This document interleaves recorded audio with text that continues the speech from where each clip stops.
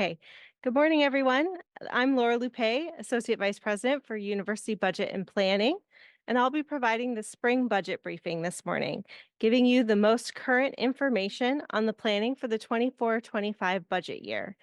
I'll begin with the largest driver of our budget planning for the next year, the state budget allocation.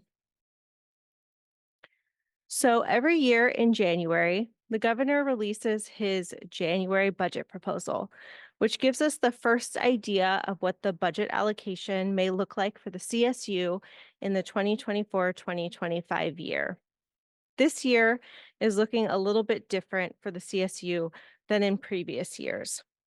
This year, the California state budget is facing a multi-year budget shortfall. In order to close the shortfall, the state is using a number of budget strategies. One of those strategies is to defer the 2024-2025 CSU compact funding.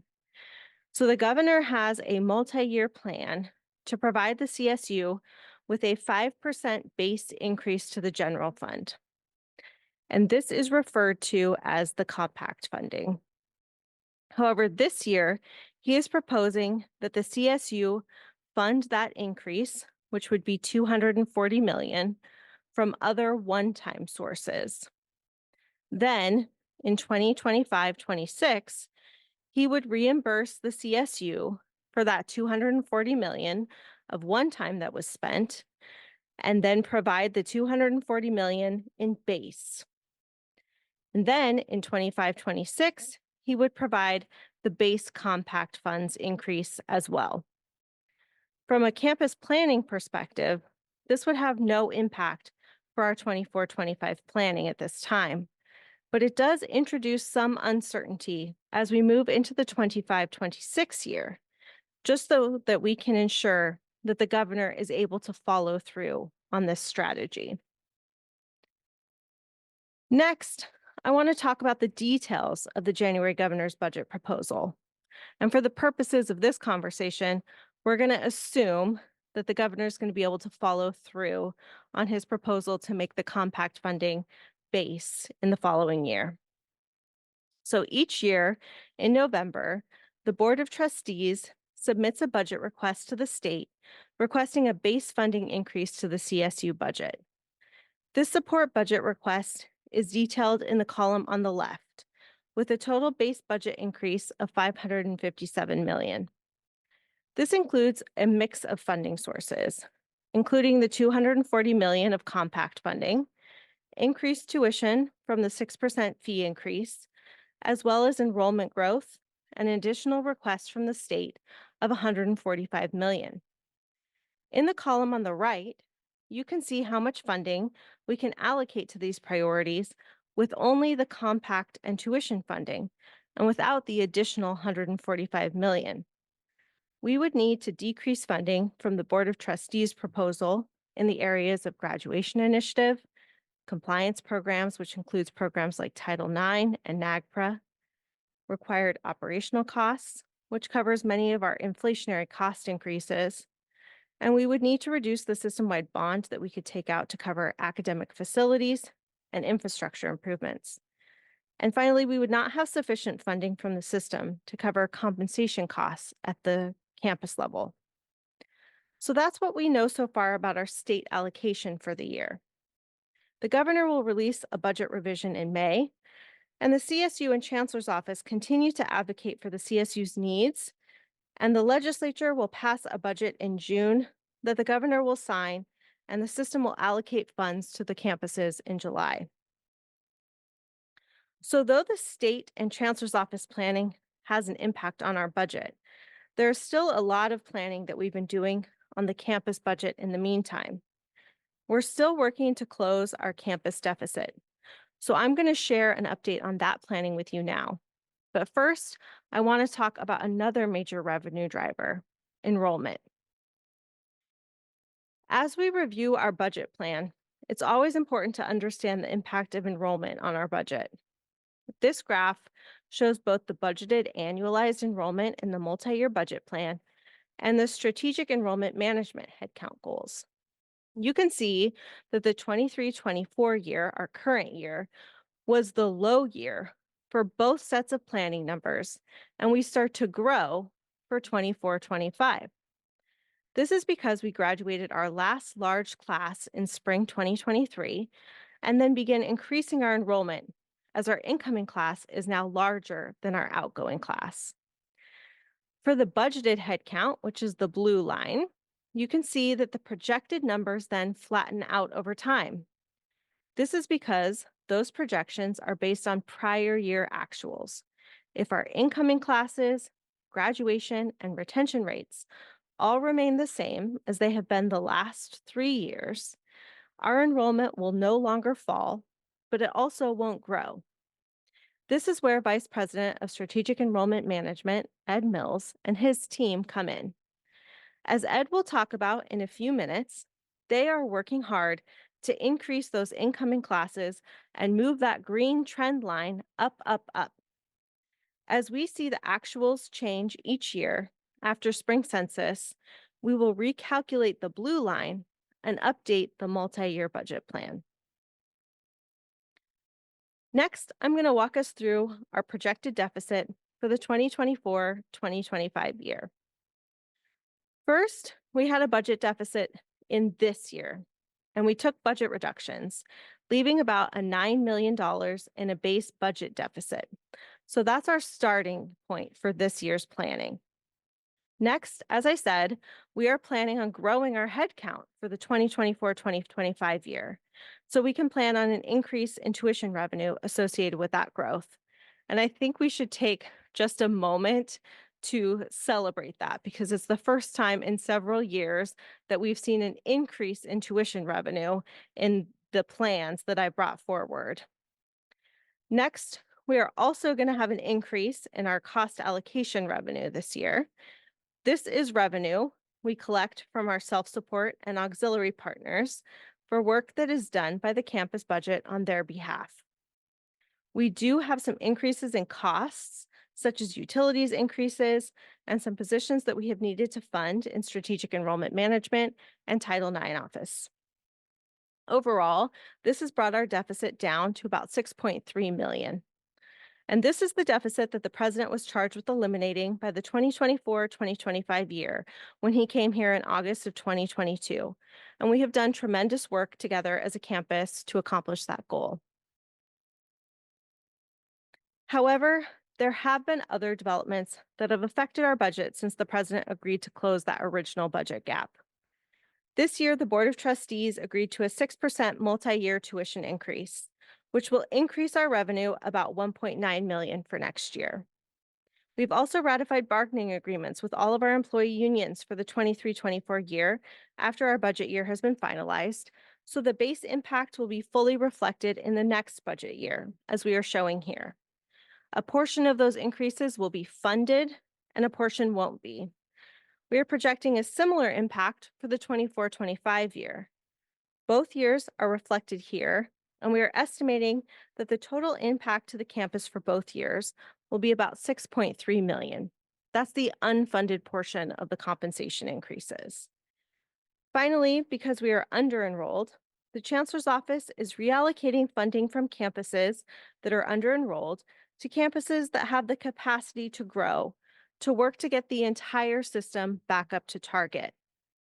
We had 3% of our residential target full-time equivalent students reduced, along with the associated funding, and we are estimating that will have about a $2.3 million impact to our budget. These adjustments have a $6.6 million impact on our budget, bringing our total projected deficit for 24-25 to $12.9 million. We will need to identify strategies to close the $12.9 million deficit for 24-25.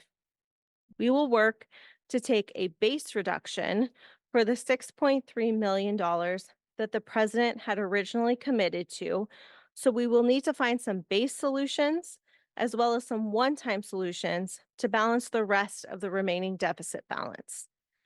Some of the strategies that are being considered are highlighted here, including increasing our SFR back to pre-pandemic levels, finding areas where we can reduce operating expenses, reducing the university contingency budget, reducing low enrolled course sections, reductions related to the academic affairs reorganization, and, as I mentioned before, other one-time solutions. It is still early in the planning timeline, and many of these planning assumptions that I showed here today will still shift a bit before the budget is finalized. Divisions and self-supports are currently working to finalize their budget plans for the 24-25 year. We are waiting to get updated information from the state and chancellor's office. And once the final state budget passes in June and we get the allocations from the chancellor's office, we will be able to finalize the campus budget. So that's my update for the spring. Thank you for your time and attention this morning. As always, additional resources are available at the budget website, including the campus budget plan, a recording of this budget forum, and more. And please always feel free to contact my office with questions. Thank you for your time today, and I am now happy to introduce Vice President Ed Mills, who will be providing an update on strategic enrollment initiatives. Thank you so much. All right. Now we can have fun. And hopefully that fun isn't me suddenly dropping out of sight for those of you online off this event. I will try very hard not to do that. Good morning, everybody. It's wonderful to see you all here, to see everybody. I don't see everybody online, but to have everybody online. It's been a difficult time at Sonoma State for many years. And as Laura mentioned, it's nice to see that increase that we looked at this year as we kind of hit the lowest enrollment, and now we're going to grow. So working together, I think there's so much we can achieve. Let's take a quick snapshot of our spring census this year. So our head count for spring is 5539 at census. That's the 20th instruction day of the semester for census. And our fall head count was 5867 on the census date. So what the chancellor's office does in looking at our FTE and our head count is they do something called annualizing. You might think, why don't they just call it an average? And I'll explain. But that annualized head count, which for us right now is the fall and spring divided by 2, was 5,700, but 5,703 if you do the math exactly. And our annualized budgeted head count, as you saw on the slide before, was 5,549. So we actually came out ahead. And all of us working together, that's our goal every year for the line, the budgeted line that Laura showed. Even if they start to move that line up as our enrollment goes up, every year we've got to beat that line. We're going to do that for next year as well. So we're already over 14,000 applications for fall 24. This is a milestone for me because last year in real applications, we never actually reached that many. We got redirects late in the spring, but there's not a lot of yield out of redirects. Those are students that didn't get into other campuses that are sent forward to us for consideration late in the cycle. Most of those students are already made other plans, typically to a community college. So we don't get a lot of yield there, but it'll artificially inflate our application count. This is a true application count. And so I'm very excited about that. And if you look at the admit numbers, we started really changing how we were doing admission, and the admissions team right now, their goal is to get those admissions out for completed applications within 72 hours. That is the fastest in the system, and they are doing it. So that group has worked tirelessly to make sure our admits are out there. And as you can see, for first-time students, we're up almost 7%. Our transfer students are up just over 13%. We're making inroads. For the rest of this semester and summer, it's all about yield. I know that in the last couple of years, Provost Moransky and Elias Lopez started really engaging the campus on conversion and yield. And that's where we've got to be. Our first time freshman yield rate has been about 10%. And we need that to go up. So we're going to do all kinds of stuff working with everybody to make sure that our students understand the destination campus and the opportunities that we have here. This is a beautiful place to go to school. I think one of the things that's been a struggle is during the pandemic, students lost sight of Sonoma State. And if they had heard of Sonoma State, they weren't sure where it was. This is really an impact for institutions like ours throughout the pandemic that don't sit in the middle of a large population area. But that's changing. So we are all over the state this past year, including we have 2 recruiters stationed in Southern California full time to make sure that we get the word back out, that we're in the high schools, we're in the community colleges, we're online. We've got to be everywhere. Everything, everywhere, all at once, just like that movie, right? That's what we're doing. We also are moving to what's called rolling admission. So when a campus is more over enrolled, which if you go back 6, 7, 8 years ago, that's the situation Sonoma State was in, you tend to have a more deadline driven admission cycle because you're really actually trying to stem the tide of too many applications. That's not the situation that we're in. So we're in a situation where we're really open until we reach capacity. We've reached capacity, for instance, in nursing, and our only other now impacted major, which is psychology. Everyone else has capacity. So we're continuing that process through the late spring and early summer. That not only helps the university, it not only helps students that are still making decisions as they do, it helps areas like athletics, whose recruitment seasons expand into the late spring and summer. So we're really working to maximize our ability to get applications in, to get the students admitted, and to get students oriented and on their way. This does create a little more pressure on us, especially in the summer, to make sure that we're working very closely with students for advising and to make sure that they get a very productive first year schedule coming in. But all those things are possible. And then through the next week, many of you that are looking and my team, we will be all over the state doing admitted student receptions. And there's multiple reasons to do receptions like this. One is to congratulate our admitted students and their families, to really celebrate their admission to Sonoma State, and to make sure that those students are still coming up here. The second one is it gets us in the community. Not only will be having receptions, we'll be having meetings throughout the state to make sure, again, Sonoma State is on everybody's radar, that our academic programs, our campus life, our campus facilities, that we're showcasing that throughout the state.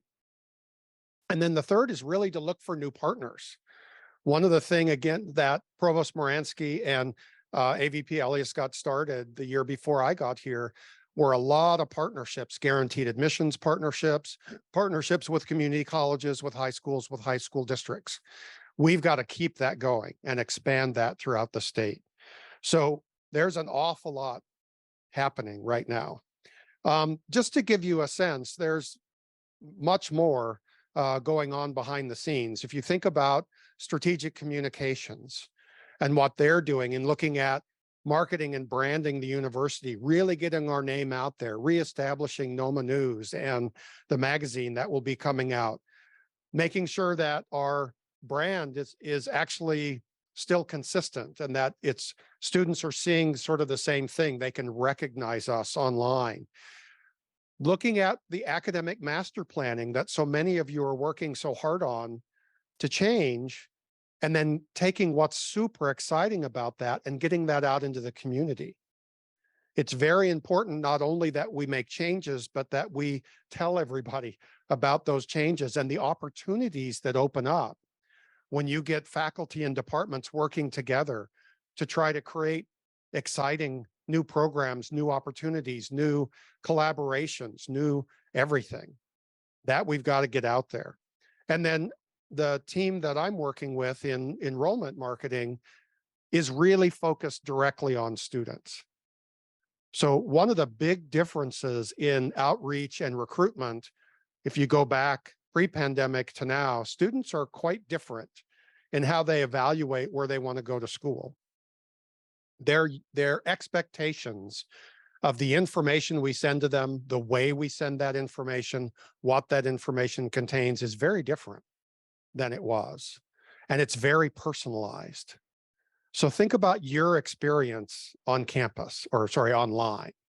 So if you're buying from Amazon or you're doing things on Google, those companies are curating your experience. They're taking note of what your interests are, and then they're providing you with information that they think is going to be of interest to you. We're going to do that very similarly. So I'll take art as an example. So I took a tour of the art facilities on this campus here a week or so ago, which are amazing. Our art studios, our art facilities are amazing. And so we've got students interested in art, not only throughout California, but in high schools that emphasize art or art education all over this country. Every one of those high schools, those counselors, the teachers in those schools should know about us and the facilities that we have. So if you're a student graduating from, let's say, an art high school, or you have an interest in art, I want to send you pictures and little videos and information about that program and the opportunity that's here. If you think about all of our programs that way, we can start to really focus our recruitment, focus our energies in understanding what are students interested in and how do we curate an experience for them that helps them want to select Sacramento State. Oh, I did it. All right.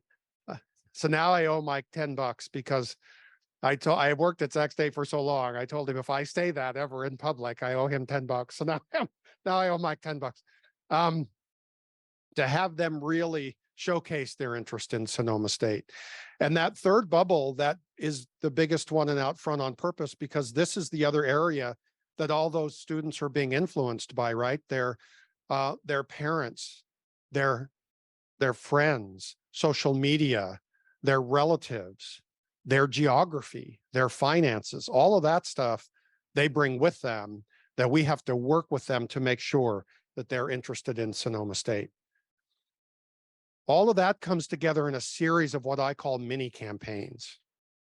So not only are we really congratulating our students that they've been admitted, but now we have to make sure that they understand the opportunity that's here, the type of housing that we have, which is very different than the rest of the CSUs, the opportunity that they have in the classroom in a small class size to work directly with their professors, to do undergraduate research, to connect with alumni, to do internships out in the community.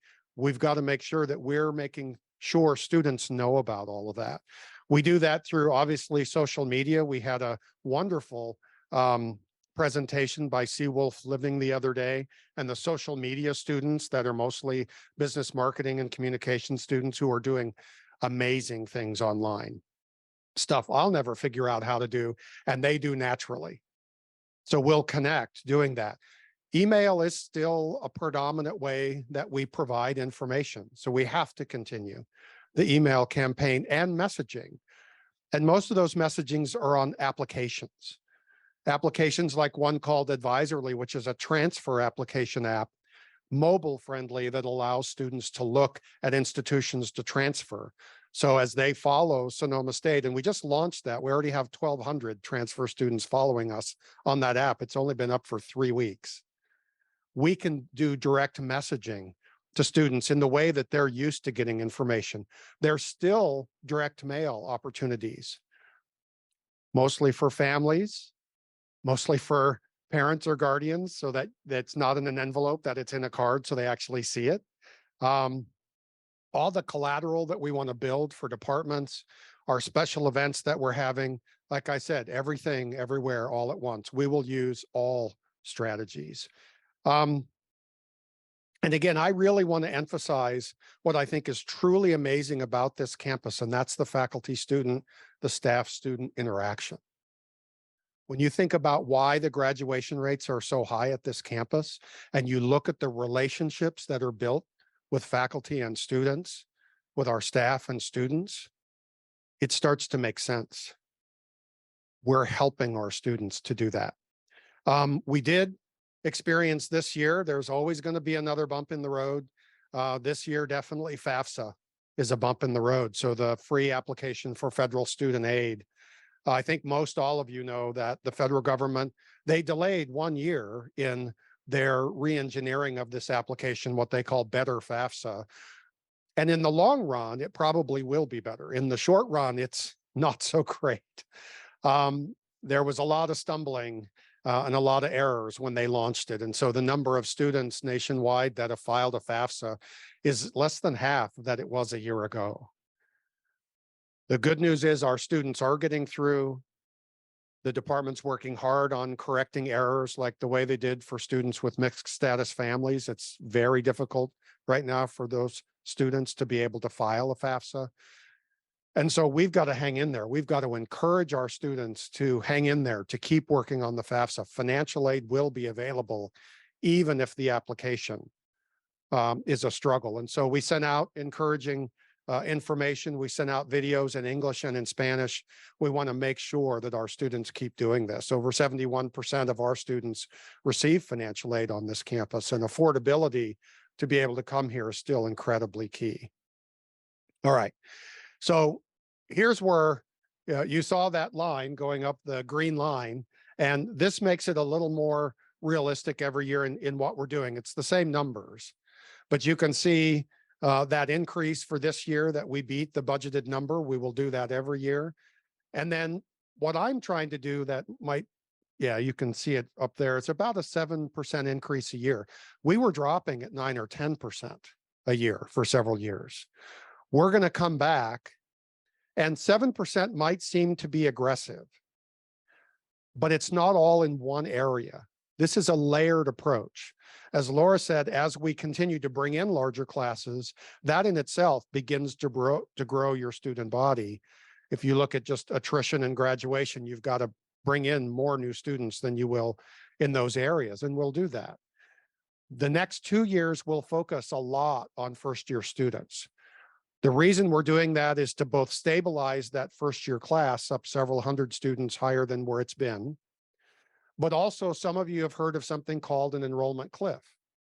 And there are actually 2 of them coming. So for those of you that study population, we've known about this for a while, because you can just look at the birth rates, immigration and emigration, you can figure out pretty much what's going to happen. It's not the same throughout the state, interestingly enough. There are areas of growth. There are areas that will see a decline in the number of high school graduates, but overall, it's going to go down a little bit. And then in about 10 years, it's going to go down again. While a lot of people, I think, would look at that, sort of throw up their hands, that doesn't mean that we can't grow. There's more than enough students graduating for us to be able to grow, and we can help more students become A to G eligible and actually grow proportionally the number of students who graduate college eligible. So there's a lot we can do.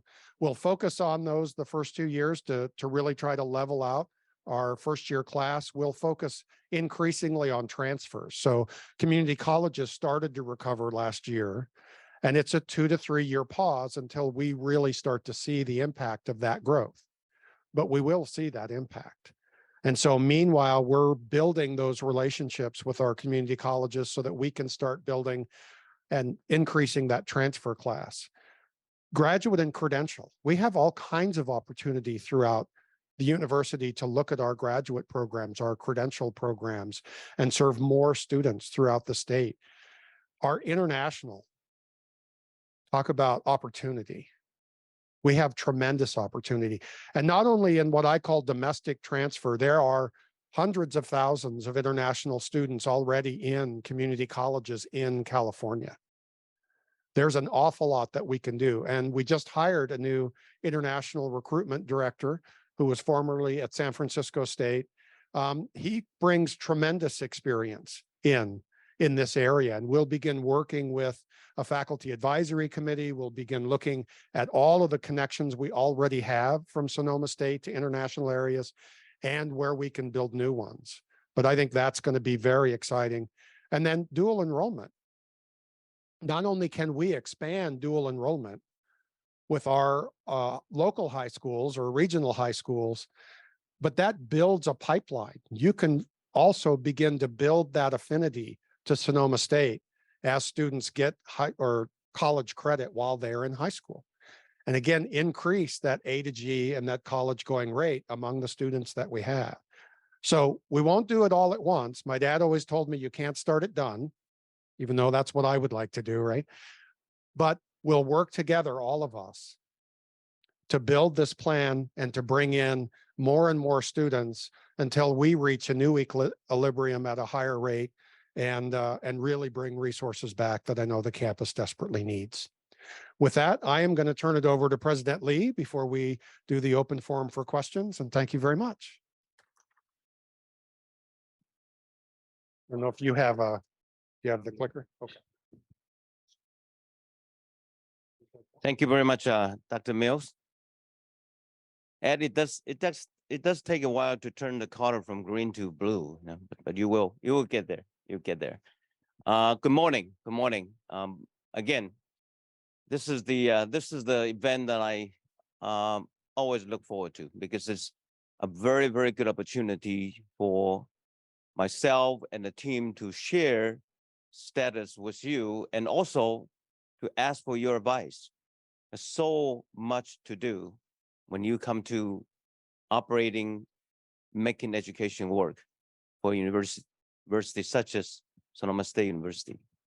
And every time I have meeting with Vice President CFO with Laura, I get this sense of I'm climbing mountain, I'm getting to this peak, and then I look around when the fog clears, there's another one to climb to. Like this never-ending task. But I don't really see it with only that perspective. Because I also take time to take a break, have a sip of water, and to count my blessing, and to celebrate what we have accomplished. So when I look back, August 1, 2022, I came in here as a $17.6 million ongoing deficit. It's a baseline deficit. That means every day we open the door, the deficit clock is clicking. We have paycheck to pay, we have bills to pay, we have things to do, and it all costs money.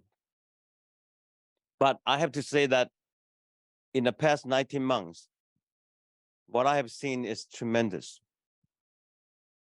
I came from a campus that have very, very little budget or financial issues to deal with or to worry about. Not just because I was the CFO for 8 years, but because it's a much, much larger university, have a lot more wiggle room as compared to Sonoma State University. But I'm continue to be impressed by the perseverance and the hard work our people put in. As I walk in this morning, I run into our landscape artists. I don't call them ground workers. They are landscape artists. They are the one who keep our campus beautiful, particularly when rain is gone, sunshine comes in, the flower blooming, things look so green and beautiful. The artists are the one who keep us in a beautiful shape. Again, this is all done in a very, very difficult financial situation, but our people are doing it every single day. Our graduation rate, the very, very important index to show that our students are getting the best education that they can get, continue to be high up there. Our 2-year graduation rate for transfer students continue to be #1 in the entire system, with a margin of almost 10%. as compared to the next one. So I can very proudly say, as the president of Sonoma State, when I go out there to meet with community college president, I say, you send your students transfer to us, in 2 years, they will get a bachelor's degree. And that's tremendous. Our 4-year graduation rate for first-time freshmen continue to be number 4 in the entire system. And the one that beat us, our campus like San Diego State, San Luis Obispo. And you don't know, they are very, very difficult to get into. So they have students who come from different kind of family background oftentimes compared to ours. But we bring them in and make sure they are successful in pursuing what they want to pursue. This is tremendous. This is tremendous. So that's the things I celebrate. As I also look at the higher peak that we have to climb. But you know what? I have shared with you my family background and where I come from. And when I look back, this is really not very different from what I have to overcome. From a family that was poor. My parents are not well educated. Every step of the way is a challenge. Every stage of my life is another mountain peak that I have to climb. So I'm very, very aware of what it needs and what it takes to get to the next level. But it also means that we have to change. Have my family have not made a decision to change, we will forever stay in that poverty cycle, never get out. And we know logically, if you continue to do the same thing, you would not be able to expect to get a different outcome. And that's why I have asked the campus, the team, the cabinet to turn over every rock. We have to do it. We have to look for opportunities to improve ourselves.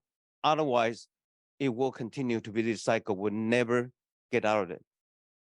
So if you look at what Laura had presented, yes, we still have a deficit, but the nature of this deficit is very, very different from 19 months ago.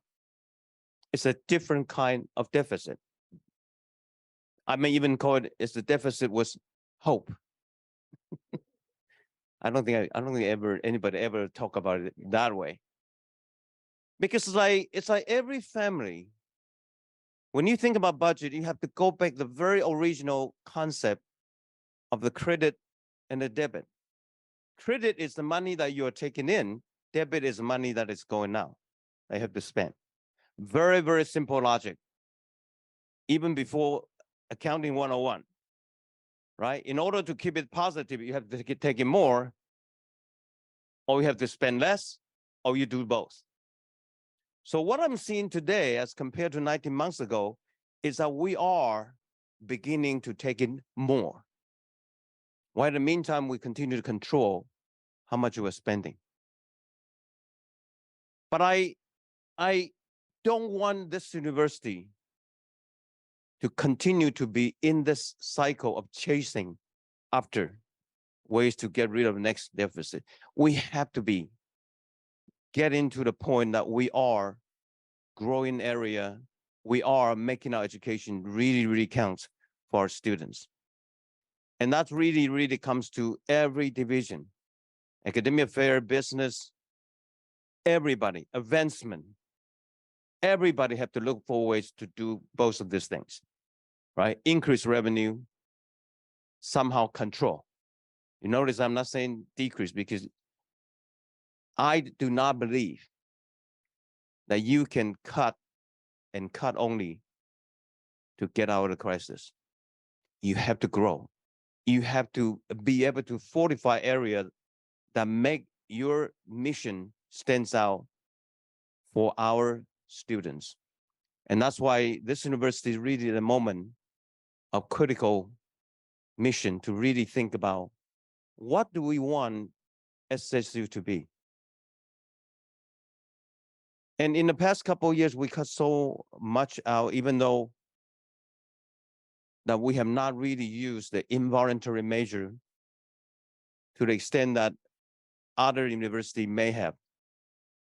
And if you open Chronicle Higher Education of your newspaper, you heard stories about University of West Virginia, University of Arizona, Manhattan College, all over the United States. The president come in and they start to chop colleges, departments, just like that. And the reason being that they have to. Well, we sort of have to as well. But I personally do not like to chop the core of our university that would potentially make it impossible for us to come back. So I always look for, just like you would do if your family faced a financial situation, what would you preserve? And I'm sure if you have children, you're not going to sell your children to pay your bill, right? You're not going to not have a place that you feel safe to raise a family. There's some core items that are very, very much to the soul of what we do. So what is the core value? What is the soul of a university, a higher learning institution? It's just really its academic core that is so critical. Our professors, our academic programs are what define Sonoma State University. But of course, family cannot only live on nice things that you can showcase who we are. You still have a house payment, you still have insurance, and we have a university that also require those operating costs.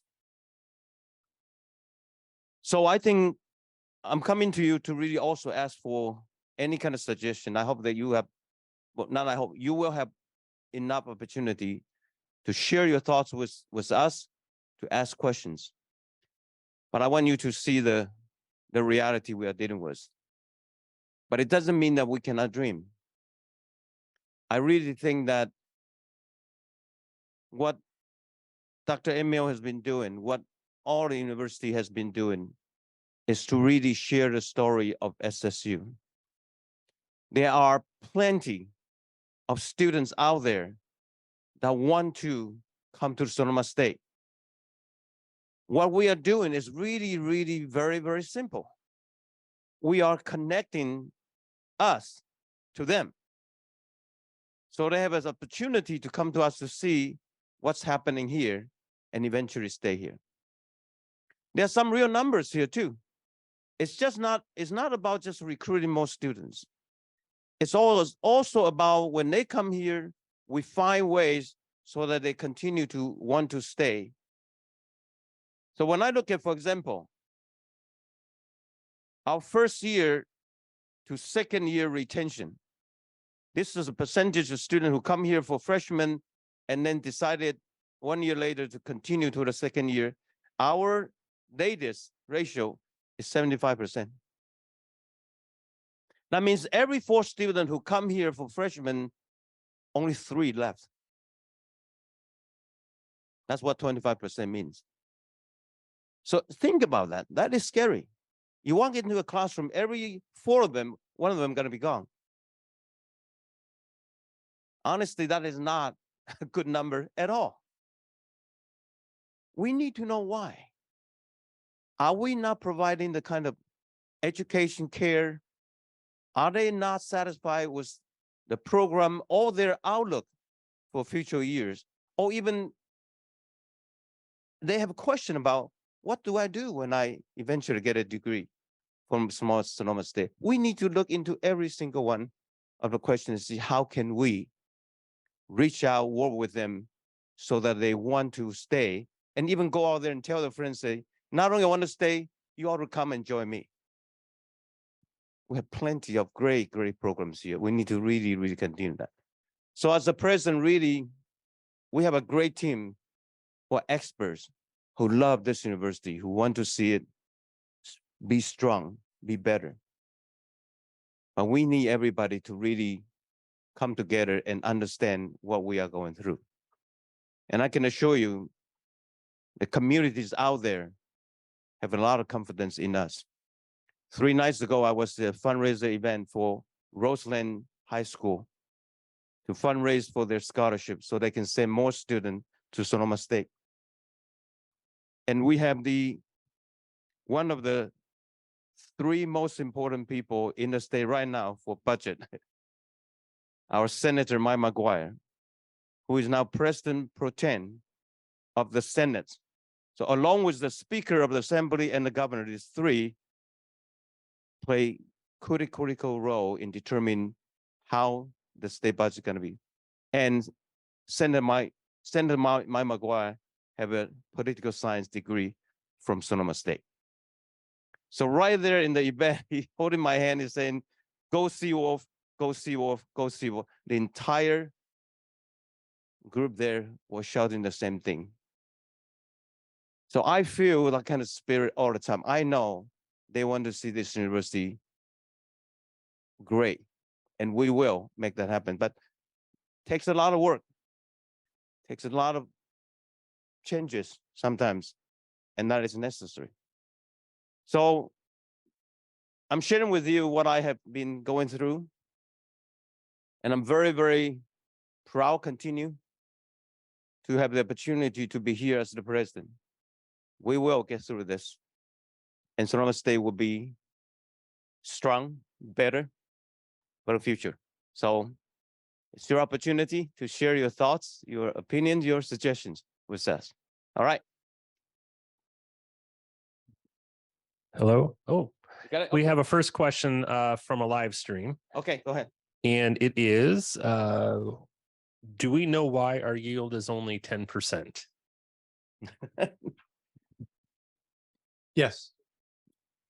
Sorry. We, I think when you really look, there's a couple of things in California which impact yield.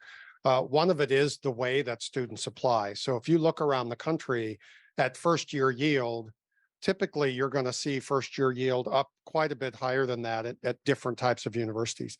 Throughout the CSU, we really range from a little lower than 10% at some campuses up just into the high 20s. Part of that is because students, when they apply through Cal State Apply, they apply typically for multiple campuses at the same time.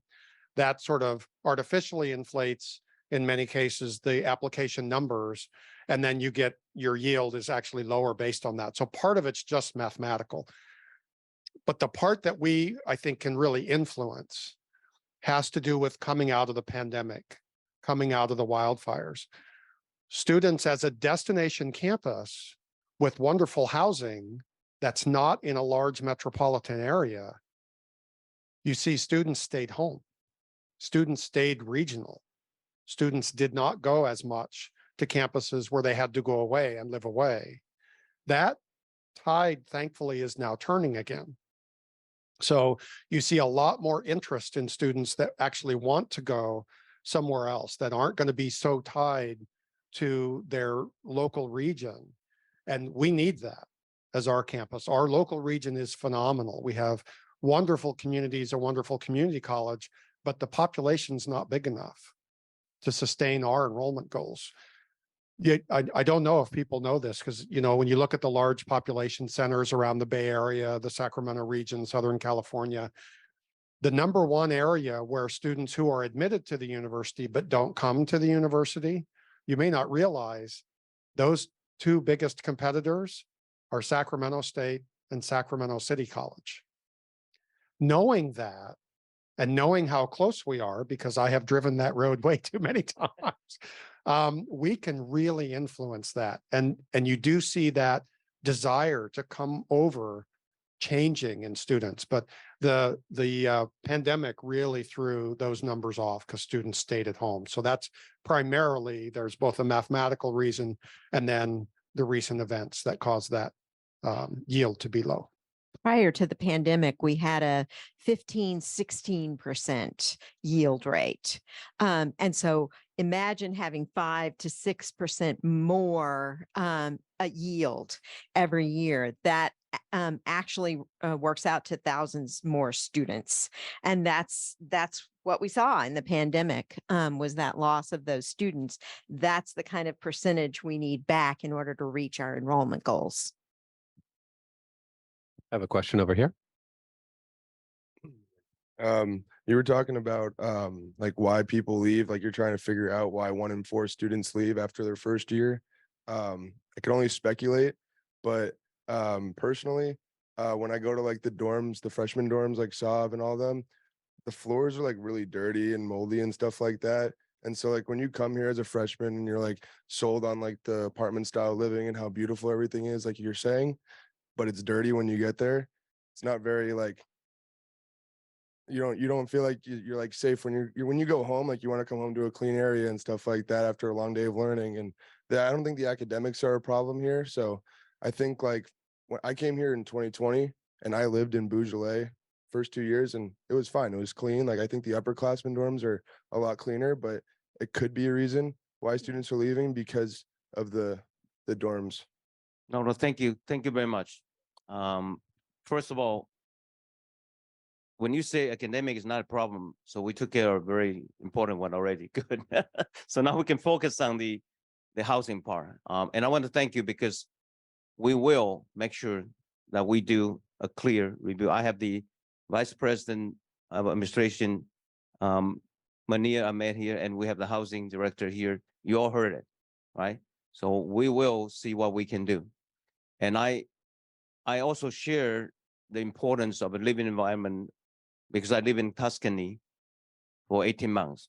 I do understand Tuscany is the newest one, so it looks pretty nice. And I am aware of the situation in all others. Of course, when we look at housing, we are working with some of the older buildings. So there'll be always some limitation, but it doesn't mean that we cannot really take it up, but really appreciate that, okay? Mhm. Oh, okay. All right. Hello, Lauren Morimoto, kinesiology. Shout out to my kinesiology students. What? All right. Yes. They're awesome. They're the best. Good job. And don't care that I'm biased. I have a question and a comment. So one, as a faculty member here, I appreciate that we're told how valuable we are and how important we are to the mission, but frankly, I feel like I'm being treated a little bit like shit. So things like taking away release time for supervising grad students, not getting release time for being on committees, diminishing share time. This is work. And that's the work that creates the experience that our students say matter. And so somewhere along the line of reorg and whatever, I would like to see some kind of understanding that those resources have to go to faculty. And instead, I'm not seeing exactly how these actions are going to serve and get resources to faculty. When we talk about capacity to grow, we've known my department, kinesiology, can grow.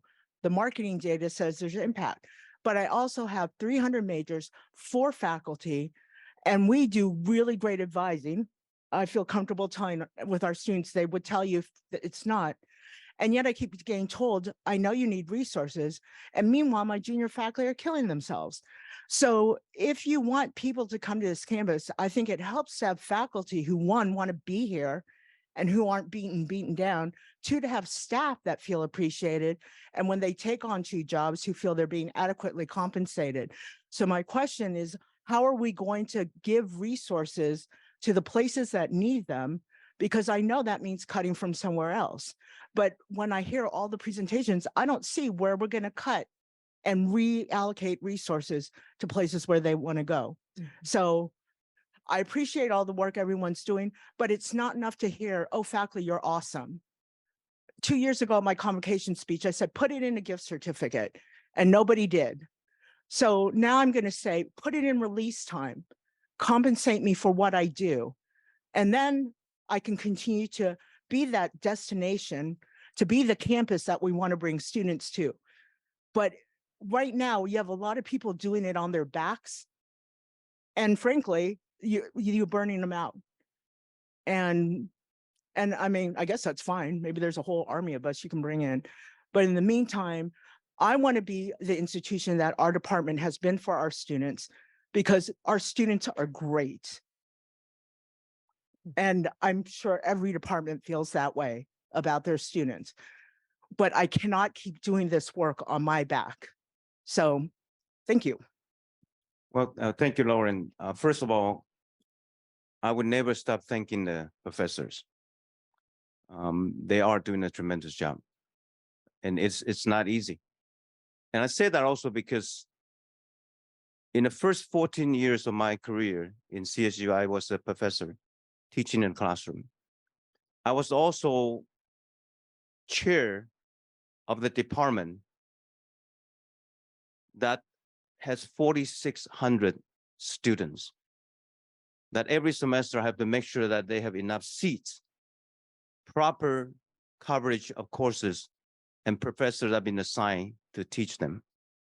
So I absolutely understand the workload, the pressure that's on a big department like that. But the more I get to know about how university works, and I get to know all different aspects of university, even within academic affair, I started to develop a very, probably high level, more comprehensive view of all the work that has to be done. What you're telling me is absolutely true. I've been to your department, your area, many, many times. I've seen how the student work. I've seen how the professors work. I continue to appreciate, but I have to say that not every department or program is equal. They're all different. They're different in size. They're different in number of students. They're different number of faculty. They're different in workload. And so what we are trying to do is really have a more comprehensive view of all that, knowing that you have only limited resources to go around. What do I have to do? Are we going to make 100% best decision at every moment of time? I don't think so. Nobody can do that.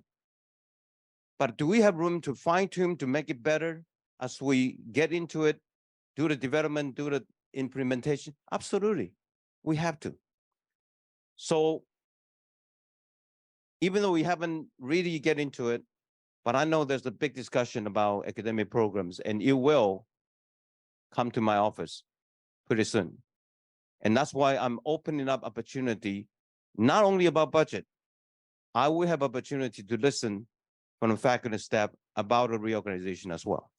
This is my way, my opportunity to really hear, including what you just said. And I think it make it very clear. I heard a similar argument presentation in the Senate meeting as well, and we'll continue to receive. But I have to let you know, we heard you, we understand, and it has to be a comprehensive review of every program and every department on this campus. But I really know how much you and your faculty have been doing. I trust me, I do know. Thank you. And I have another question over here. Yeah. Hi, Mark Gondry, computer science chair, I guess, depending. How many more weeks are left in the semester? Okay. I want to echo the Lauren's eagerness to see the resources being allocated to the departments that the so far comprehensive review has said there's enormous growth potential. These programs and departments are possibly part of the way that we survive. I think shout out to the kinesiology students. You're awesome. My students are awesome too. I feel really bad because your roof fell off and stuff like that. Like there are things in the growth potential departments that show a sort of lack of investment. So I appreciate the concern that resources, that every department's different, that resources cannot go around evenly, and that there's desire to see investment for our future. Sort of changing focus, I'm also happy to see that on the list of our value adds is the high touch experience, the student to faculty ratio. And as we move to rolling admissions, I'm really eager, and sort of part of this is asking for suggestions to see the admissions and strategic enrollment turn into sort of a live sort of dashboard of the students who need advising and outreach. Mhm. There have been enormous faculty support in helping with outreach and recruitment efforts to impact yield. I haven't heard if any of that is going to happen this semester. It happened last year, and I think we were praised for those efforts. We'd like to continue to be a part of it. We want to continue to give students that high touch experience, as opposed to this sort of deadline driven, like you can meet with an advisor on decision day. They'll be at a table. Like, let us reach out and start advising early. Let us help retain those students through high touch experiences. Let me address the first part of your comments, and then I'll get to Ed can talk about how the faculty can be better working together to help us. First of all, let me say it again. This two departments are tremendous. I know you have a lot of students doing a great job. So what you are telling us is absolutely true, which I have absolutely no doubt, no question about it. Let me also highlight another number that I'm very aware of. 2018, when our total headcount enrollment of this university hit over 9,300 students, that's just 6 years ago. Our student faculty ratio was 22-1. Today, our number, as you can see, is less than 6,000. Our faculty student ratio is 17-1. So the fact that the CSU office continue to fund us at the same level as 2018 is already a miracle by itself. That is why people told me, you got to find that 3%, 5% relocation. I say, I really don't have a good standing to fight that. They've been actually pretty kind in that regard. But something has to give, clearly. I know it's wonderful for the students, right? When you go from 22 to 17, and we'll be approaching really like Pomona College, Swarthmore, Williams College level, which honestly we cannot afford. So this is really what I mean by comprehensive thinking about how the resources get allocated. But when I look at reorganization, I'm not only looking at resources, by the way, assign time clearly, and everybody's head, it's very critical, but it's not the only thing.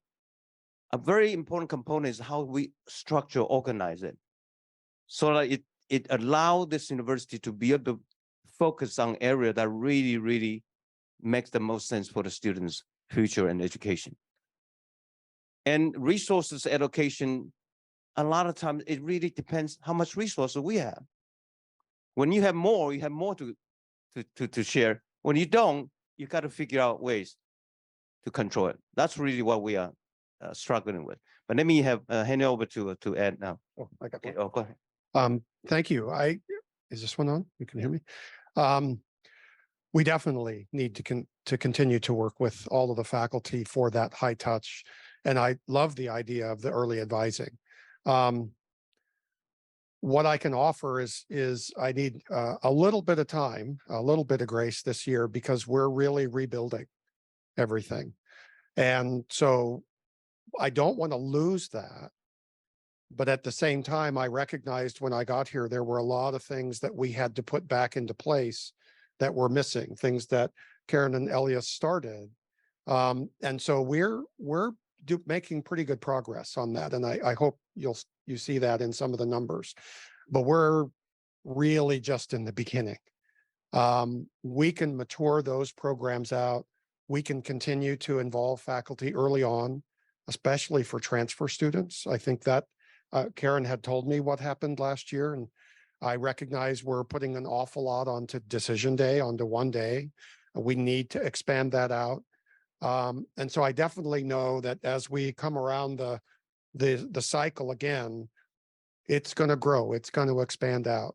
There were some things that we needed to fix in our foundational approach this year that, to be honest, took a little bit of priority. Fixing those got us some of these additional students.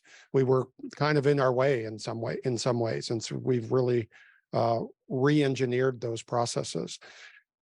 think of that as kind of the, the Pavlov's hierarchy. We had to get those things done, but it by no means means that we won't get back into that very high touch, high faculty connection. And so not only have I been meeting with the high schools and community colleges, but many of you have invited me into the departments. I was at the Hutchins School the other day. What an amazing opportunity for an alternative GE that we have here. I've worked with lots of liberal studies programs, not one like this. And so we will build that back over time and put it back in place. But we're just sort of rebuilding, I think, our enrollment strategies and initiatives kind of one at a time, starting with relooking at our underlying structure. And so that's kind of where I am. I'm just being transparent there, but I don't want to miss that opportunity. We will definitely bring it back. We just have to build to get there again. Okay, thank you. But before I go to the next speaker, but I do want to say that anytime when somebody who has won outstanding teaching award speak up, we listen, by the way. And so it's very nice when I walk in the library to see the people who have won the award and get a chance to read a little bit of what they have done. I have to say I continue to be impressed by the quality and level of the professor we have in this university. And thank you. Thank you. Let's go to the next. I think the student back there have her hand up first, and then we come back to Justin. Yeah. Sorry, Justin. Oh, John, I'm sorry. Sorry, John. I'll just give you my $10. That's right. All right, go ahead. Hi, President Lee. First, I'd like to say thank you for holding this town hall meeting. I really appreciate the ability to put my input here. I have a few questions in regard to campus life and safety, so I'm just going to buzz right through them as quickly as possible. A majority of the student body is female, and as you can see around this room, plenty of our staff and faculty members are female, so it's fair to say that a good portion of us menstruate. So are there plans to put more menstruation product dispensers and other buildings on campus? Like what you've done here so far is great, like here at the Student Center and the library, but it's fair to say that they might get more use in places like Salazar where there are a bunch of classes. So are there any plans in the budget to do that?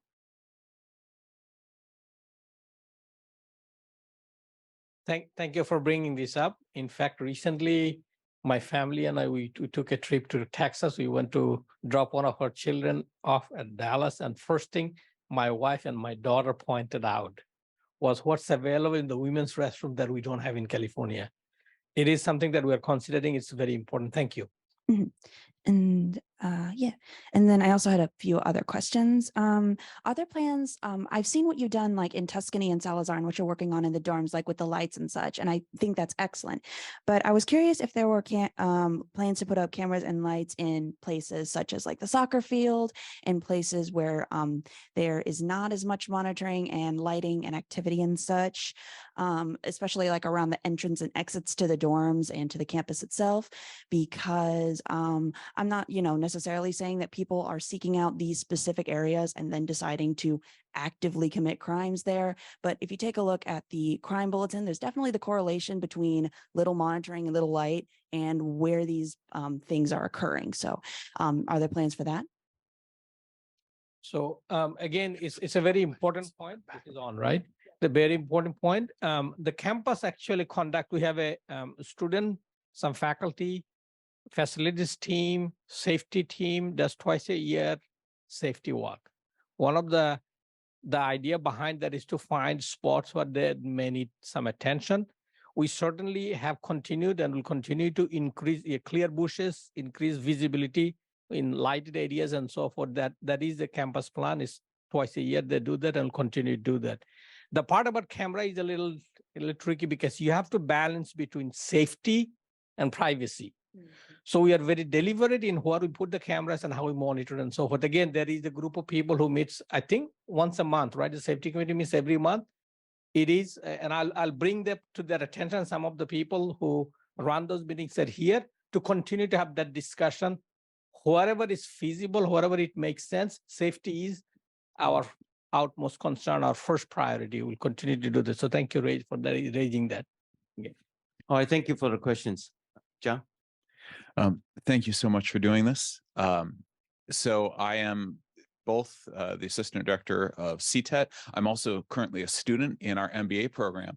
And this dual role really causes me to reflect a lot on the things that we ask faculty to do, because I interact with them both sort of behind the scenes, supporting them, and then in front of the scenes, working with them as a student. We are asking a tremendous amount of our faculty that is new. In the last, let's call it 10 years. I mean, it's been a longer transition than that, right? We're asking faculty to be more than teachers. We're asking them to be mental health counselors. We're asking them to assist in emergency planning. We're asking them to, we're expanding the role of counseling, and all of the stuff, the strategic, the early alert, all of this stuff is really powerful, and it's really important because the students that we have are different and have different needs than the students. Certainly the students we have now mostly have different needs than I do. I'm a 46-year-old guy with a mortgage and a PhD. I have very different needs than the 25-year-olds who are saying, oh, I want the MBA because I'm stuck in a dead-end job. I'm not stuck in a dead-end job. I love my job. I love my job. I love the people I work with. I love this whole team. And I want different things out of this program than a lot of our students do. So I really hope that as we are growing strategically, we are making sure that we're investing strategically in giving faculty the support and training they need to do all of the new things that we're asking them to do. Teaching online, it is fundamentally different than teaching in person. We actually pulled together a bunch of the research for a talk on modality recently. And one of the things you lose immediately in an online environment, unless you work very hard at it, is community. And community, that engagement of being part of a community, is part of what creates retention. And so if we're looking at building online, we have to give faculty the right tools. And, I could go on and on. So I just really hope that as we are growing back bigger, better, I'm not sure what order those go in, we are saying faculty support and faculty training for all of the things we're asking them to do, it becomes an actual thing in the budget. At CTET, we scrape together every year with one-time funding and bake sales and things like that. And that's not, I don't believe that is going to give our faculty the support they need to keep the students and give them what they need. Thank you. Thanks, John. I'll just say that I think one of the things that's, I actually think you're absolutely right. And CTET is critical to providing the kind of faculty development that we need in order to do the things that we're going to do. It was critical in the pandemic in bringing us online in a week pretty well. So, it's worked miracles. Really, you all have. As we he's modest. As we come out of the pandemic, as we kind of climb the mountains that the president was talking about and deal with the budget, and figure out how we grow enrollment by creating a buzz about Sonoma State, we have to figure out how to provide and what kinds of faculty development to provide to faculty going forward. Some of it has to do with online learning and modality changes, how to use those high-flex classrooms that we've got in Stevenson now. Some of it has to do with working with students who have different needs than they ever had before. Some of it is around faculty success and faculty support. How do we help faculty to get more out of their careers, and maybe as we move forward to enjoy being faculty, and that's not easy. And we're really struggling right now because because we're taking the cuts that we didn't take in 2020 and 2021 and 2022. Those are hitting us now. And that's really, really hard. But we have the chance to grow, to change, and to address the faculty development needs that both our faculty and our students who are taught by those wonderful faculty need. So ideas are welcome. Thoughts are welcome. We're in the midst of a search for our AVP for Faculty Affairs and Success. That has a lot to do with faculty development. So we've got some things that can start to happen as we move forward that are exciting for the campus and for our faculty. I appreciate it. I mean, it's something. First of all, John, I think you learned something good in the MBA program. That means our program is working. That's good. Good to know. Coming from a business faculty background. But I also want to emphasize that we will continue to find opportunities to hire new faculty member. As bad as the budget has been, I understand there are areas that we really need new faculty member because, because attrition, because retirement. So I can tell you that's highly, highly unusual. Most of these universities that I know, once they hit with this kind of budget situation, they have a knee-jerk reaction, instantly freeze everything. I don't think that's a good response. So I want to continue to review. I asked the provost to continue to look for opportunity as much as we can do. Same with staff. Faculty certainly play a very critical role, staff are. And there are many ways that we can try to find ways to support. That's why I asked our housing as well as the business fair. We have now units set up for our faculty and staff at a below market rent that you can actually live on campus. And they told me it's 1,200 square feet, which, by the way, is bigger than the unit I have in Tuscany. I don't know how that happened, but that's okay. So it's a good unit, but allow our new faculty, not only new, any faculty or staff member who want to live on campus, walk to work, and enjoy this beautiful garden that we call our campus, and also pay a very reasonable rent that's all inclusive. And you don't have to worry about garbage collection, utility, internet, everything's included at a very reasonable price. So we will continue to explore ways that we open up opportunity for our faculty staff to be able to have a good environment and good experience here on the campus. Yeah. Hello, my name's Liza. I'm a communications student. I had two questions. In addition to being a student, I'm also the treasurer of German Club.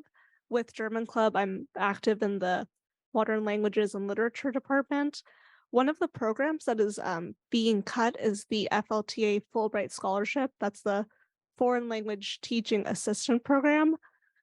And I guess it's just more of a comment, but I just want to say that within this reorganization and reshuffling of everything to allow such programs, I think that Sonoma State's the only CSU to have the program for 20 straight years. To allow these programs to die, you are really hurting the community.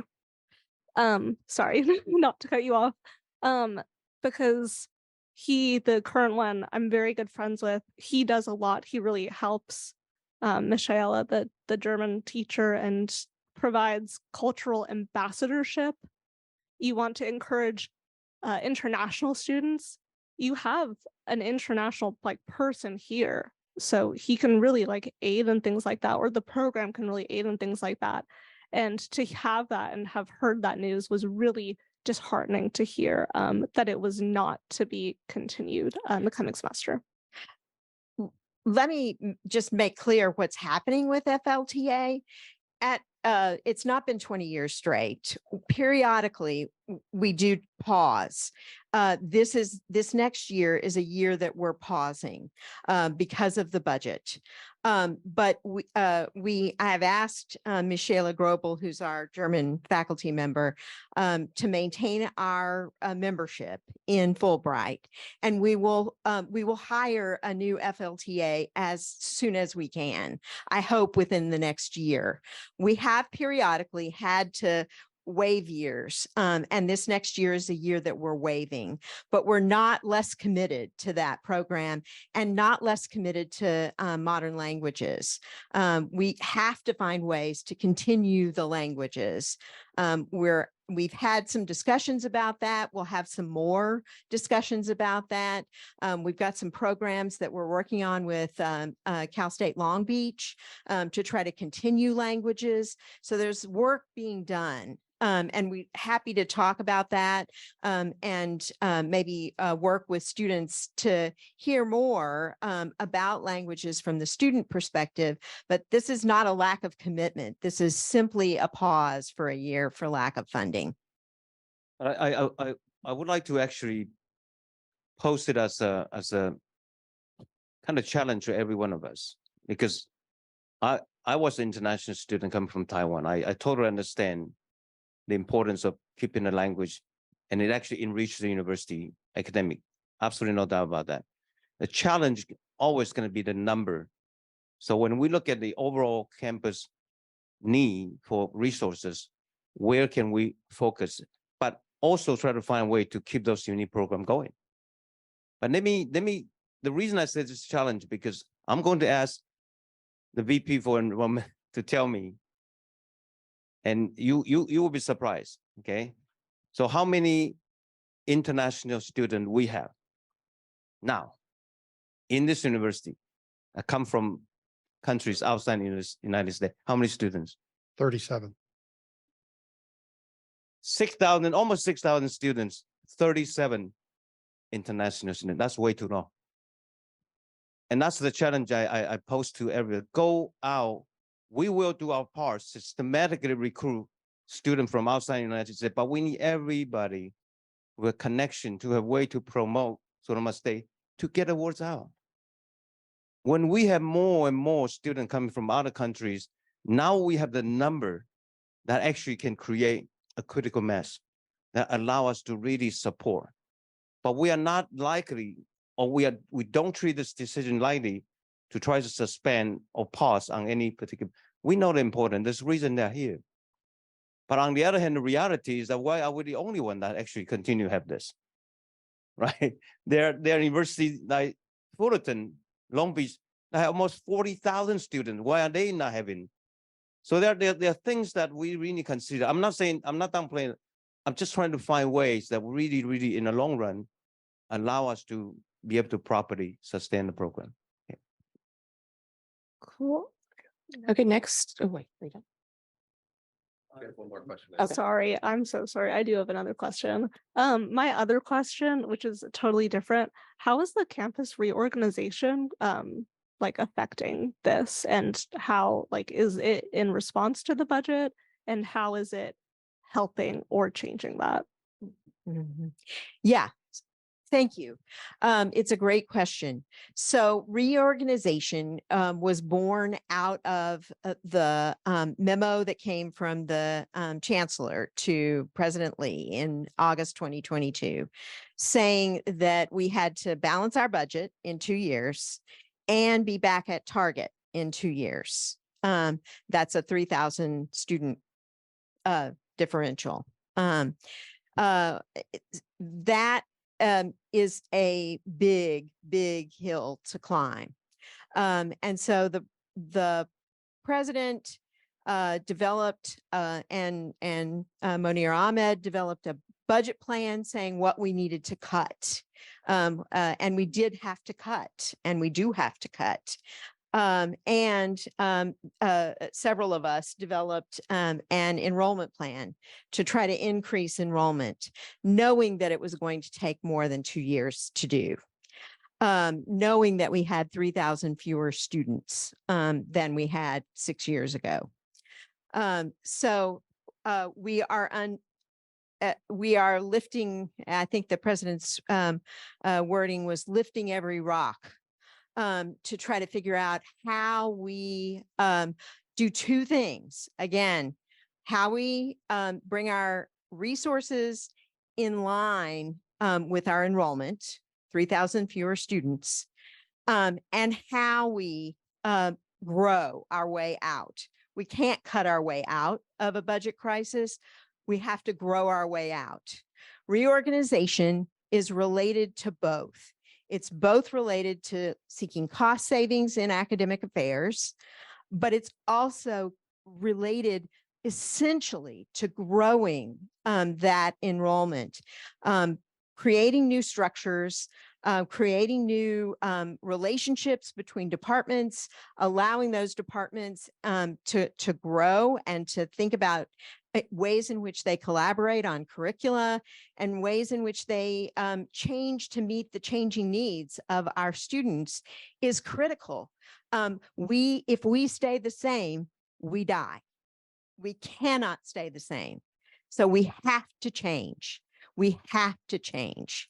And what reorg is designed to do is to give us an opportunity to really think about the ways in which we change to become a more sustainable institution moving forward that can continue to offer the wonderful product that we offer to generations more students. And so we have to be sustainable and we have to be creative. And so reorg helps to provide the structures that we can then use to work with faculty to grow programs that are of great interest, to create career pathways for students in every major, to do the things that we know that students today need from a college education, and recreate that value proposition of why they should come to Sonoma State. So that's essentially what we are trying to do with reorg. Okay, we have an online question. Laura's presentation had a number of deficit reduction strategies for 24-25. Can you speak more about those strategies and how they impact how SSU operates next year? So I'm going to give it a try. And when I run out of knowledge, I'm going to pass the mic on to Laura. So it's, I think we all are laying this out, President did, and Laura and the provost shared that it's not a one step, it's not a one focus. What is the camera? You know, okay. So it's not a one step solution, it's a multifaceted. One of them we're looking at, where does the administrative savings exist?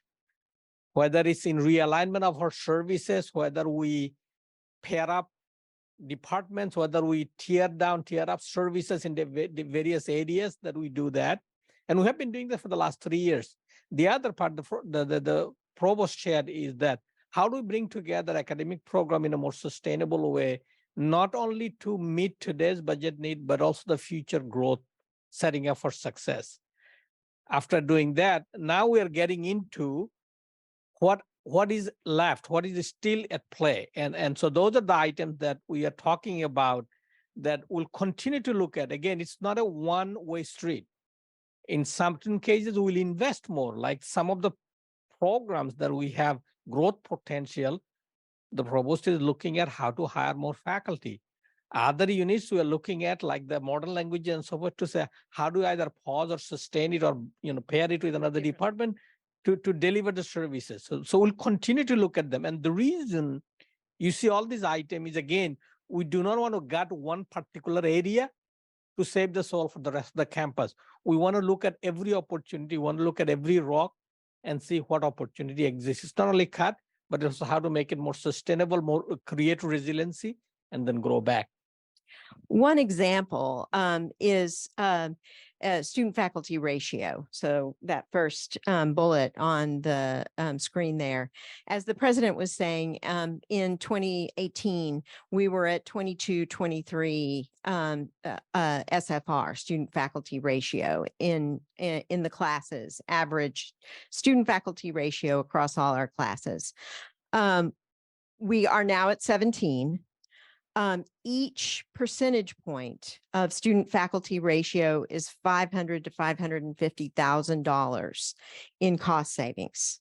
So every time we raise the SFR by 1 percentage point, we save $500,000 to $550,000. That's the kind of change that we really need to make as we move forward, getting back to those pre-pandemic levels, it is going to mean that there will be more students in a few more students in classes overall average. And that is something that that we have to do in order to save the money that we need to save to sustain those classes. Our goal is to keep the classes going, to make sure that the classes can be offered, to ensure that our students can graduate in time so that we can meet our graduation initiative goals and continue to be at the top of the CSU in that kind of service, and eliminating the equity gaps for our underrepresented and low income students. So our goal is to maintain that academic core, but we do have to do some things like increase SFR in order to get that done. Well, would there be impact from all these measures that we have to take in? Absolutely. I mean, you cannot joke about this. There will be real impact, but we have to always gauge how big an impact is that, and how much is that taking us away from the core mission of the university. I know being a faculty member, sometimes you feel that I'm taking a lot more student than what I used to. And that faculty member is probably telling me the truth. But when we look at the numbers from 20 to 23 to 1 to 17 to 1, there's a real difference. And I'm not the only one seeing it. The chancellor office is seeing the same number, and they are comparing us against all the other 23 campuses. And the number will be very different. Particular trend number is very different. So in this process, we are no doubt asking everybody to take some sacrifice. And we need to know if that sacrifice is not shared fairly, equitably across. We need to know, and we will see what we can do. But in the university environment, as the environment changes, demand from the student, demand from the employer, demand from the community will continue to change. Nobody can guarantee which particular major or program will continue to be on the top of the game and continue to ride a tide. There are changes. There are changes. And with AI and many other new technology come up, it will change again. So I think to say that we'll be able to fund everything equally, that's a pipe dream. It will never happen that way. You have so many other factors affecting that. But the principle I've been holding on to is that we cannot afford to have so many programs that we fund everybody 5 cents. That was just not going to work. Or when we got hit with budget crisis, that we cut everybody by 5 cents, and we call that equal or fair. That is not the way to do it. So that's why we're taking this effort. Actually, this reorganization has been going on for 3 semesters now, going into 2 years. It's very, very extensive process. Are we going to actually come up with a perfect plan or even a perfect implementation? I don't think so. But we'll try to get as close to that as possible. And that's why all this listening, consultation, it's so important. And please make sure that I'm hearing what's been saying. But if I'm not able to specifically take your advice and make it happen, does not mean that I don't hear it. Because there's so many things that we have to put together into consideration. And that's my very, very big and critical decision in the following weeks. And I would definitely put in my absolutely heavy thinking hat to go through all the things I heard, I've seen, and hopefully we come up with something that is going to work for the university for the long run. But in the meantime, with an open mind to continue to find ways to refine it. It's not the end. It's really just the beginning, how we build this university. It could be smaller, but it will be definitely better and stronger. Okay. So as Dr. Mills helped bring this screen up, I want to have a different way of looking at it. I want to share the way I look at it. None of these items here is a cut or elimination. is gaining efficiency. That's really what we're looking for. We think everything we have is wonderful, it's working. We're just looking for ways how to do it better, whether it's slightly larger class size, increase SFR, by having administrative processes work together, not only on campus, but also across the system. We are in a continual conversation with other colleagues throughout the system to see where can we find value, whether we negotiate a price for major purchases as a CSU purchase, as opposed to campus purchase, or whether we, when we were deploying a software, could we learn from one campus and copy it to the other campuses so that we don't start all over again for every campus. So we're looking really across the campus, across the system for efficiency gain as opposed to elimination. The other aspect that we haven't talked about is that when we talk about all stone being turned, we have an apartment building in Petaluma, many of you know, with about 90 units, fully occupied, generates about $3 to $4 million in revenue a year. We have taken some of the extra capacity we have to the student housing.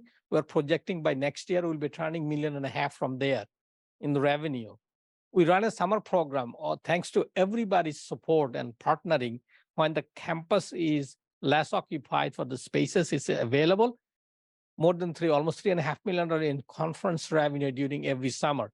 So every ship rise all at once. We're trying to look at every way we can not only cut our way out, as you will hear, continue to hear the theme that we have, but how do we grow back to support the enterprise the way we all collectively think is the best to do. And let's not forget the advancement people who work so hard, even during this period of time. We raised last year more than $11 million from our very generous donors and alums that give us the money that they have earned. And that not only able to support a lot of programs, but every year we actually use from our endowment about $2 million that goes out to students for scholarship. Again, that's the $2 million that we do not have in our operating budget, but it's thanks to the very general donation from our donors. So we have multiple ways. We're also looking at try to generate more revenue so that we can, again, go back to the same credit debit equation that we have to work with. Yeah. I have a question over here. Oh. Thank you. Dennis Goss, current staff here, and I'm also current chapter president for the CSUEU Staff Union. First, thank you for these forums. I like the transparency and be able to talk about it. I just have a statement. It's more as everyone's speaking to the pains we're all feeling here. I couldn't leave here without stating the pain that the staff are feeling as well. We've lost positions. In many cases, those aren't being refilled right now to help with the savings. And then those duties are getting disseminated with the staff that are remaining. So as my position, I know the manager is doing as well, but just putting it out there that, you know, I'm helping monitor the staff workload so they're not getting overworked because there's a lot of stress around that right now. Also with the reorg, it was obvious that we had to reorg the departments and all those things first because that was what we're reorging, but there's still the decision of what's going to happen to the staff. So there's a lot of uncertainty there. So there's a lot of pain we're feeling as well. So just noting that. And then as we grow, as we're all growing, to grow those positions back, to backfill those positions so we don't get to the place where, oh, we don't need those positions anymore and we're just going to keep working the staff. So I know that's not in anyone's mind, but sometimes that happens by accident. So I just want to put that out there just as a statement, and that's it. Thank you. Thank you. Thank you, Dan. We do have that in mind all the time. Trust me. And as you can see the number, we are not able to do everything right now. But I think every decision we make, we always have that in mind. And thank you. Thank you for reminding us again.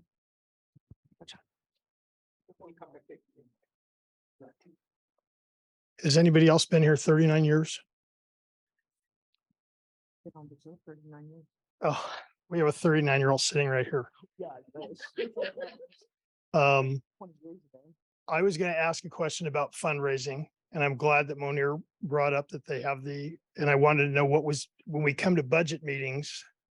I have experience in fundraising. I've raised money. I was the Boutzer Faculty Award winner for the university, raising the most funds for the university. I work with Jim Meyer, and Jim was the guy that built or raised the money for the Green Music Center, much of it. And we built a building out at the baseball field. And all those things are nice things. And I'm proud of them. That's why I bring them up. I want everybody to think that we did a great job. But there's so much more I know that we can do. And Mike, you're the fourth president that I've lived through. And I have a long way to go, so you have to hang in. you, well, I'm about halfway through my career, Mike. So, but you know, I played golf with President Benson. We talked deans of admissions. We've had these problems in the past where we don't have enough students. And 1 year between football and baseball, we brought in 260 students. And I think that some of the people that are assets haven't been, maybe I can feel Dr. Morimoto's pain because of the amount of work she does and how much the students like her. But I have guys on my staff, Mike sitting here, Greg Adams, Dolph Hess, all have been with me for 20 years. I think that's pretty dedicated to the university, and they're all living below the poverty level. And I watch the workers, and Dane, I think you do a great job with the guys, but the guys work hard. It's incredible, the guys on the field, what they do for us and how much time they put in. And they're below the poverty level at, for Sonoma County. And, something obviously has to be done. And the fundraising piece, I'm definitely willing to be more of a partner and raise more money. I guess I haven't felt, I haven't felt, what's the right word? Invited. Yeah, invited kind of, yeah. That, we're just playing, it's not just baseball, it's life. I mean, the guy that spoke and asked about the dorms, that's one of my student athletes, and the kids are bright. We have the highest grade point average for the men's teams, and our kids work hard. They fundraise. Today at noon, we're at Hahn Elementary School and volunteering. We're doing things in the community all the time. But there's not really a great communication between our programs. You're talking about the core of the university. I see athletics, of course, from where I sit, we're central, and we should be more of the core. When our teams do well, I think it's a lot easier for us. It's a lot easier to fundraise, and all we've done is taken money away from our programs. We cut our equipment budget in half. So, sometimes I buy stuff to make ends meet, or I try to pay coaches money, but guys that have been here for 20 years, there should be some sort of budget understanding that these people, how loyal these people are, how good these people are. And the last thing I want to leave with, which is corny, my mom used to always say the golden rule, treat other people the way you want to be treated. But really, she said, John, if you treat other people better than you want to be treated, you'll have a great life. And I think within the university, when our kids go out, there's so many people that are so kind to them. And I think that's really important. But when people feel the weight of the world because they don't have enough money or they're being overworked, then it's hard for them to have that perspective with the people that they're, with the students. And that's our lifeblood. This year we had to cut 47 students, and we've played 5 series so far. And in each series, there have been kids that we recruited that wanted to come to Sonoma State, agreed to come to Sonoma State, and we didn't let them in school. John, let me, I don't mean to interrupt, but Let me stop you. I was. No, I want to, because I want to share a good thing with you. Okay, good. And this just happened a couple of nights ago when we have trustee Lillian Kimball visit our campus.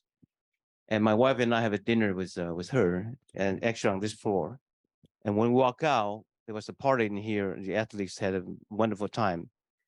2 of the baseball players walked right by us and say hi to us. and they're so professional, so good a manner. Absolutely impressed, Trustee Kimball. And she kept telling me, oh my goodness, look at the students. They're very, very good. So I have to tell you that, and by the way, I told the player to say hi to coach for me, because I think that's the kind of student that represent the kind of quality, the kind of education they receive here. So for that, I want to really thank you. But I think, John, what you are saying is absolutely true. And I hope everybody by now have heard it and seen it. Everybody's hurting. Okay, it's not one area, not one department, not one unit that is setting high with a lot of money that they don't have to think about. And that's what I mean by every single rock got turned. We have to look at everything. I do not want to see this forever. And that's why I started my remarks saying that if we don't make changes, we'll stay in poverty forever, can never get out. That is not a way to do it. Are we going to have temporary short-term sacrifice we have to go through? Absolutely. I cannot print money, and money will not fall from sky. It's all going to go back to that credit debit equation. And that's what we'll continue to do. But I really appreciate, I certainly heard you, and I have seen what happened in among the sports team. So when we're setting up this agenda, I thought we had too much time set aside for the last town hall center. And now I see that it wasn't enough. We are coming to an end. We'll take maybe one last question before we wrap it up. And there is someone who's been raising hand for a while. So maybe we'll take two, but let's be direct and quick. Hi, thank you. I'm Carla. I work for accounts payable, and I know every department on campus is hurting. And I just want to echo Dennis' statement about staff. I just want to see if somehow you guys can look into AP. We only have one people processing payments, and relationship with vendors are important, and they're waiting more than 60 days to get payment. So that's my only input on that. Thank you. Thank you, Carla. We are, as I think we've been talking time and again, we're looking at holistically how to gain efficiencies, how to balance the need versus what we have, and we'll continue to look at it. Thank you. She's canceled. I'm not skipping her, but we do have a student with a question. So Okay. I'm going to pop her in. Thank you. So my question is about the parking on campus, especially for students that have to live on campus, especially with the increase in enrollment. Because we saw what happened last year when most of the parking by the housing was kind of taken away for the construction of the solar panels, and students were not being able to park close to where they live. For example, I had a friend that had to park out by the tennis courts and bring her groceries all the way to Tuscany in the dark. And again, we know that crime does happen on campus because of the crime bulletins, like someone mentioned earlier. But I also personally had to go speak to police outside of my dorm last year because I was the only one home at the time when there was a student who was attacked by someone who was not a student with what I believe was like a knife or a blade of some kind, who ended up needing medical attention. And it happened right outside my window and I heard the whole thing. So because of this, I feel like it's really important for students to be able to park close to where we live. So is there going to be any increase in parking near housing along with the increase in enrollment? So thank you for bringing that area may have some shortage. What I have noticed here is that this is my fourth campus. Parking hasn't been a challenge, but doesn't necessarily mean that they're equally distributed. We'll look at it.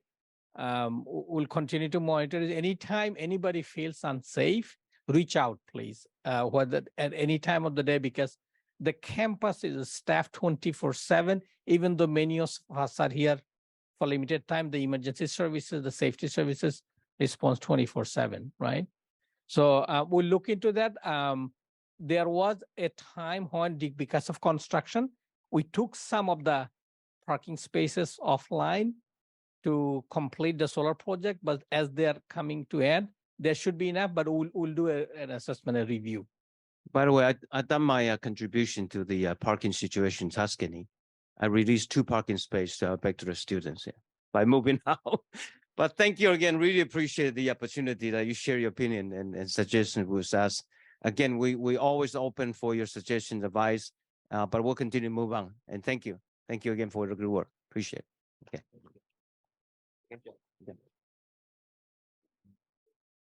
Okay.